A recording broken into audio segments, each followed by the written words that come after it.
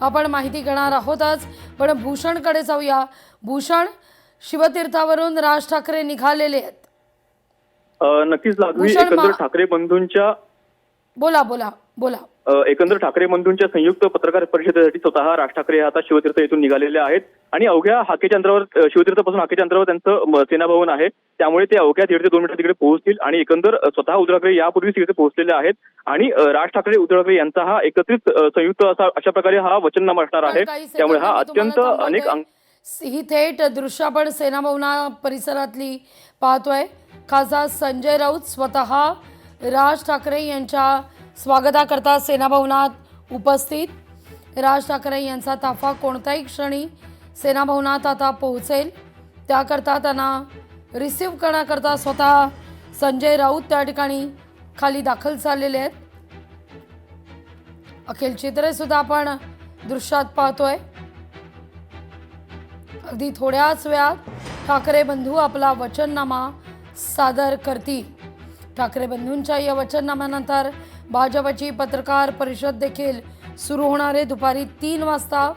त्यापूर्वी मुंबईकरांकरता ठाकरे बंधूंचा अजेंडा काय असेल, ठाकरे बंधूंची रणनीती काय असेल, मुंबईकरांकरता ठाकरे बंधूंच्या पोतडीतून नेमकं काय काय निघणार आहे, ठाकरे बंधूंचं मुंबईकरता विजन काय आहे, एकीची जी साथ मिळतीये त्यावर आता मुंबईकरांना काय मिळणार आहे, या सगळ्याचा परामर्श, या सगळ्याचा उहापोह, या सगळ्याची स्पष्टोक्ती आजच्या या पत्रकार परिषदेतून समोर येईल।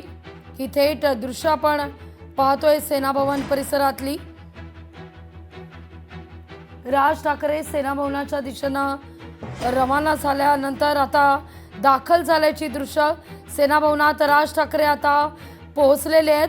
ही दृश्य आपण ठाकरे सेनाभवनात दाखल।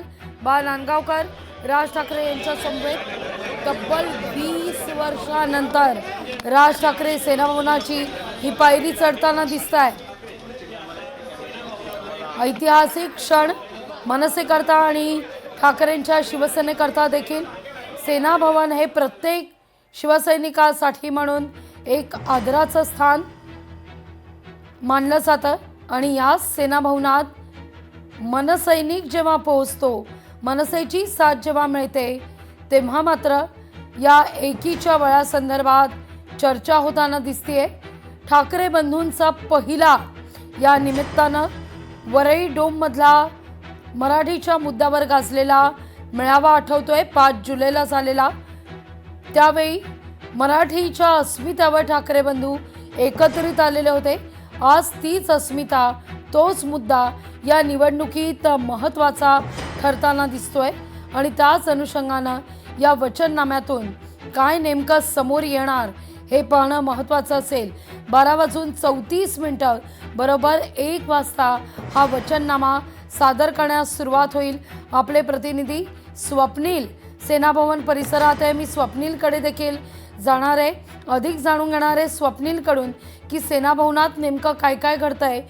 या वचननामा सादर करण्यापूर्वी काही बैठक होणार आहे का सेनाभवनामध्ये ठाकरे बंधू आणि मनसे आणि शिवसैनिकांच्या वरिष्ठ नेत्यांमध्ये, हे देखील आपण स्वप्नीलकडून अधिक जाणून घेणार आहोत। पण काही वेळापूर्वीची ही दृश्य आपण पाहतोय, सेनाभवनात आता राज ठाकरे हे दाखल झालेले आहे।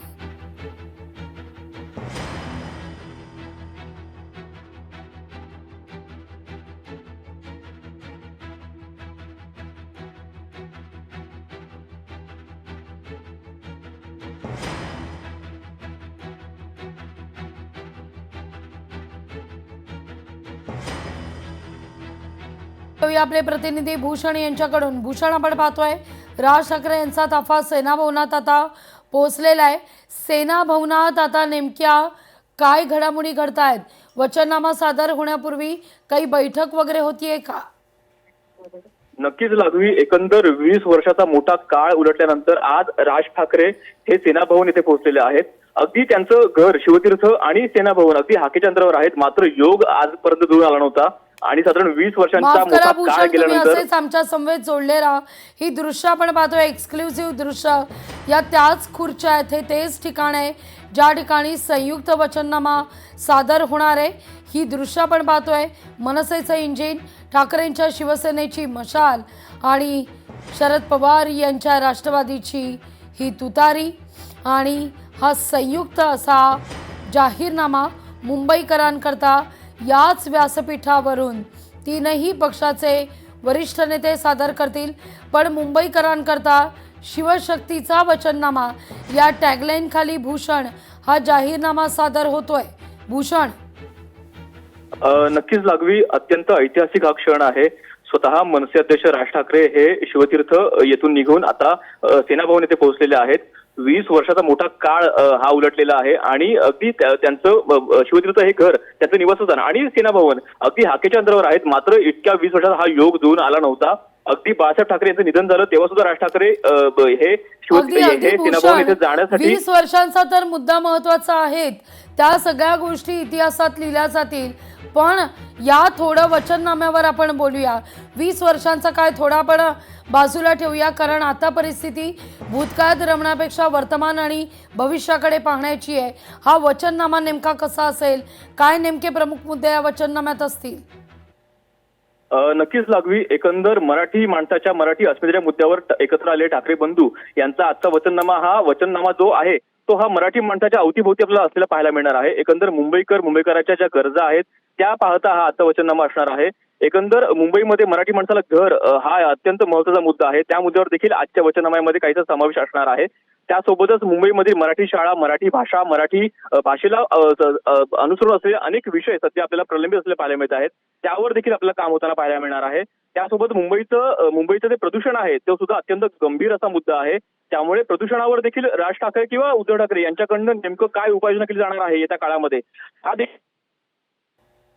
आणि अनेक असे मुद्दे आहेत ज्यामध्ये मराठी माणसाचे जे निगडीत असे विषय आहेत. एकंदर मराठी माणसाचा रोजगार असेल, मराठी माणसाचं घर असेल, मराठी माणसाचं शिक्षण असेल, मराठी माणसाचं आरोग्य असेल, अशा अनेक मुद्द्यांवर सध्या हे दोघेही बंधू भाष्य करणार आहेत. त्यामुळे आजचा हा वचननामा हा अत्यंत महत्त्वाचा असणार आहे. त्यासोबतच मराठी माणसासाठी काही सरप्राईज असलेलं देखील काही मुद्दे असू शकतात, त्यामुळे ते देखील पाहणं अत्यंत महत्त्वाचं असणार आहे. त्यामुळे आजचा वचननामा हा अगदी थोड्याच वेळात, साधारण एक 10 ते 15 मिनिटं सुरू होणार आहे. स्वतः राज ठाकरे आणि स्वतः उद्धव ठाकरे हे दोघेही या संपूर्ण वचननाम्यामध्ये संबोधित करणार आहेत. त्यामुळे आजचा वचननामा हा कसा असणार आहे, माफ करा, काही सेकंद मी तुम्हाला थांबवते. ही दृश्य आपण पाहतोय सेनाभवनातल्या आतली दृश्य आहेत, एक्सक्लुझिव्ह दृश्य आहेत. ज्यावेळी राज ठाकरे सेनाभवनातील उद्धव ठाकरे यांच्या कार्यालयात प्रवेश करत होते तेव्हाची ही दृश्य. खासदार संजय राऊत स्वतः राज ठाकरे यांना रिसीव्ह करण्याकरता सेनाभवनात खाली उतरलेले होते आणि दालनामध्ये आता उद्धव ठाकरे यांच्या दालनामध्ये दोनही ठाकरे बंधूंमध्ये ही चर्चा सध्या सुरू आहे. भूषण, नक्कीच लागवी, एकंदर आधी त्यांची बैठक पार पडणार आहे. स्वतः संजय राऊत इथे पोहोचलेले आहेत. राज ठाकरे, उद्धव ठाकरे दोघेही प्रमुख नेते पोहोचलेले आहेत. त्यामुळे या तिघांमध्ये अत्यंत महत्त्वाची बैठक पार पडणार आहे आणि या बैठकीत वचननामा कशा प्रकारे असावा, वचननाम्यामध्ये अर्थात कोणते मुद्दे असावेत, अगदी हा वचननामा तयार आहे, मात्र त्यामध्ये अजून कोणता मुद्दा आणावा का, अजून कोणता मुद्दा हा कशा पद्धतीने मांडावा, अशा अनेक मुद्द्यांवर चर्चा होणार आहे. त्यामुळे हा अगदी 10 ते 15 मिनिटाचा हा अंतिम जी हात फिरवणी असते ती सध्या आपल्या इथं होताना पाहायला मिळत आहे आणि एकंदर अगदी 10 ते 15 मिनिटांमध्ये हा वचननामा जो आहे तो सादर करायला सुरुवात केली जाणार आहे. स्वतः राज ठाकरे, स्वतः उद्धव ठाकरे हे वचननामा जो आहे तो सादर करणार आहेत. त्यामुळे हा अत्यंत महत्त्वाचा मुद्दा आहे. मराठी माणूस, मराठी अस्मिता या दोन विषयांना घेऊन हे दोघे बंधू एकत्र आले होते आणि आज त्यांचा वचननामा देखील त्याच विषयाला अनुसरून असलेला पाहायला मिळणार आहे. त्यामुळे आजच्या वचननाम्यामध्ये मराठी माणसासाठी काही सरप्राईज काही मुद्दा आहे का, हा देखील पाहणं महत्त्वाचा मुद्दा असणार आहे. त्यामुळे हा वचननामा पाहण्यासाठी आपल्याला अवघे 10 ते 15 मिनिटाची वाट पाहावी लागणार आहे. लागवी, अगदी काही वर्षांपूर्वी भूषण सर आपण पाहिलं तर मनसेनं एक ब्ल्यू प्रिंट सादर केलेली होती महाराष्ट्र आणि मुंबईच्या विकासासंदर्भात. या ब्ल्यू प्रिंटमधील काही महत्त्वाचे मुद्दे या वचननाम्यात असण्याची दाट शक्यता वर्तवली जाते. मुळात एखाद्या शहराचं सुशोभीकरण होत असताना ते नियोजनबद्ध होणं, पाण्यासंदर्भात, जलवाहिन्यांसंदर्भात, गटारांसंदर्भात जे काही प्रमुख मुद्दे आहेत, सध्या मुंबईकर ज्या काही मुद्दे फेस करतायत, पाणी तुंबणं असू देत, पाणी न येणं असू देत, अग्निरोधक यंत्रणा असू देत, या सगळ्याच्या दृष्टीनं बारीक बारीकशा या सगळ्या गोष्टी आहेत, पण या मुंबईकरांच्या जगण्याशी निगडीत आहेत. या सगळ्याचा काही परामर्श या वचननाम्यात? नक्कीच लागवी. एकंदर दक्षिण मुंबई हा संपूर्ण प्लॅन सिटी असलेला पाहायला मिळतो. मात्र उपनगरात जर पाहिलं तर कुठेतरी हा संपूर्ण बोजवारा उडलेला आपल्याला पाहायला मिळतो. त्यामुळे अनेक ठिकाणी अजूनही ट्रॅफिक जामची गंभीर समस्या आहे. अनेक ठिकाणी अग्निशामक यंत्रणा आपल्याला अपुरी पडताना पाहायला मिळते. अनेक ठिकाणी पाण्याचा देखील गंभीर प्रश्न आहे. त्यासोबतच मुंबईसाठी मुंबईला जो लाभलेला समुद्र किनारा आहे, त्या समुद्र किनाऱ्यातून पाणी गोडा करून टाका हा देखील अत्यंत महत्त्वाचा मुद्दा आहे. यापूर्वी आदित्य ठाकरे यांनी त्यांच्या वचननाम्यामध्ये, त्यांच्या जाहीरनाम्यामध्ये सांगितलं होतं की मुंबईसाठी जे पाणी लागणार आहे ते पाणी आपण गोळा करू शकतो. त्यामुळे त्याची यंत्रणा देखील आपण सुरू करणार आहोत. त्यामुळे मागील काही वर्ष हा प्रकल्प रखडला होता. मात्र यानंतर आपण हा प्रकल्प पुन्हा सुरू करणार आहोत आणि यासाठी देखील सध्या वचननाम्यामध्ये देखील हा मुद्दा असणार आहे. त्यामुळे समुद्राचं पाणी गोडं करणं असेल किंवा प्रदूषण विरहित मुंबई करणं असेल, मुंबईचं जंगल टिकवणं असेल, मुंबईमध्ये काही आंतरराष्ट्रीय दर्जाचे गार्डन किंवा उद्यानं केली जाणार आहेत का, हा देखील पाहणं अत्यंत महत्त्वाचा मुद्दा असणार आहे. त्यासोबत मुंबईमध्ये जे स्ट्रक्चर आहे ते स्ट्रक्चर आपल्याला प्री प्लॅन असलेलं पाहायला मिळणार आहे का, हा देखील अत्यंत महत्त्वाचा मुद्दा आहे. त्यामुळे दक्षिण मुंबईप्रमाणे उपनगरात सुद्धा अशा प्रकारे यंत्रणा होणार का, हे देखील पाहणं महत्त्वाचं असणार आहे. मात्र हे सगळे मुद्दे जे आहेत ते आपल्याला काहीसे ब्ल्यू प्रिंटमध्ये देखील होताना पाहायला मिळाले होते. त्यामुळे अगदी भूषण, मुद्दा लक्षात येतोय. तुर्तास धन्यवाद तुम्ही दिलेल्या एकूणच या सविस्तर माहिती करता. लोकशाही मराठी ऐका, पहा, जागरूक रहा.